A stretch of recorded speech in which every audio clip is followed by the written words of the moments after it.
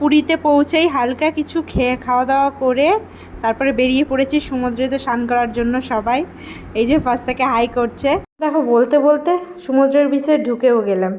First time আমার সমুদ্রেতে স্নান করা, যদিও বা আমি বেশিক্ষণ স্নান করিনি, কারণ আমি একটা ছোটো বাচ্চা নিয়ে গেছিলাম, তোমরা সবাই জানো। তারপরেও যতটুকু হয় আর কি, একটু হলেও সমুদ্রের একটু মজা নেওয়া। এত সুন্দর লাগছিল না দূর থেকে ভিউটা, কি বলবো।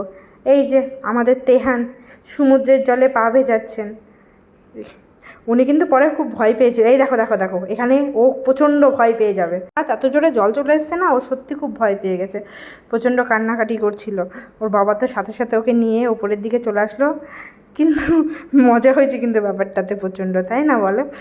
বাচ্চা তো একটু। এই দেখো বালিটা খুব সুন্দর লাগছে, আমি তো খুব সুন্দর হাঁটছিলাম। বলতে বলতে দেখো আমাদের হোটেলের সামনেটাও তোমাদেরকে একটু দেখিয়ে দিলাম। ভিডিও নেওয়া হয়েছিল না।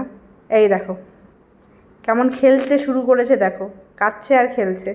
এটা ছিল বিকেলের, এর মাঝখানে আর কোনো ভিডিও নেওয়া হয়েছিল না। বিকেলে আরেকটু আমি সমুদ্র দেখতে গেছিলাম। বলতে বলতে আবার রেডি হয়ে বেরিয়ে পড়লাম মন্দির দর্শনে, মানে জগন্নাথ দেবকে দর্শন করতে। কারণ আমাদের হাতে টাইম খুব কম ছিল, আমরা প্রায় একদিনের জন্য গেছিলাম সমুদ্রেতে, আমাদের যেতেই হতো। তো হাঁটতে হাঁটতে আবার মনে পড়লো যে না, টোটোতে যাব, সবাই মিলে টোটোতে উঠে পড়লাম। তারপর অনেকটা যাচ্ছিলাম, যাওয়ার পরে এই যে মন্দির দর্শন প্রথম।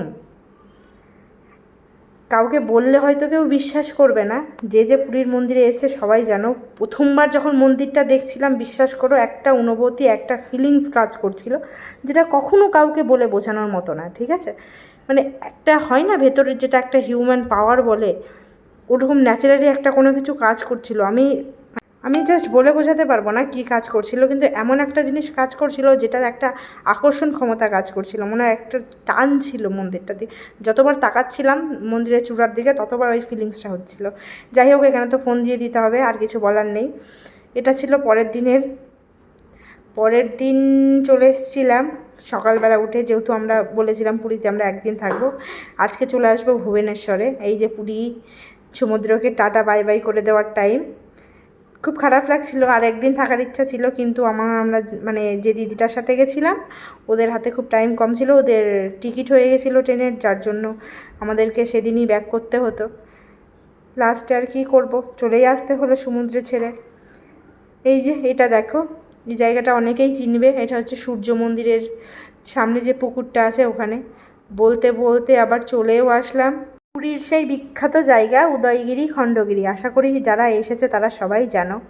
এখান থেকে বেরিয়ে চলে গেছিলাম পুরীর সেই বিখ্যাত চিড়িয়াখানা, জু যেটাকে বলে, সেখানে হরিণ দেখছিলাম, আরও অনেক কিছু দেখেছিলাম। তারপরে সবথেকে কষ্টের মুহূর্ত, ওরা ওদের মতো বাসে উঠে গেল। মানে এই বাসটাতেই আমরা ট্রাভেল করেছিলাম, পুরো ভুবনেশ্বরটা ঘুরেছিলাম।